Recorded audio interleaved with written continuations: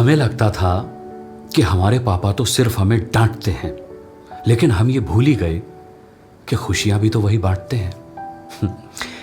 माँ किचन में जो खाना बनाती थी वो पापा ही तो कमाते थे। खिलौनों से लेकर कपड़े, कॉपी, पेंसिल, रबड़ सब पापा ही दिलाते थे।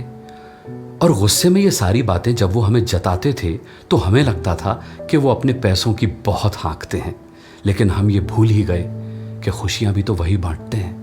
हमें लगता था कि हमारे पापा तो सिर्फ हमें डांटते हैं। ज़रा ज़रा सी बात पर पापा भले ही अकड़े रहते थे, लेकिन ये भी सच है हमारा हाथ भी पकड़े रहते थे।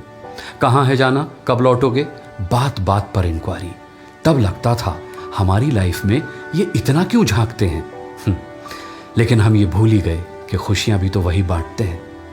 हमें लगता था कि हमारे पापा तो सिर्फ हमें डांटते हैं। दुख होता था कोई तो माँ तो कभी कभी रोती भी थी।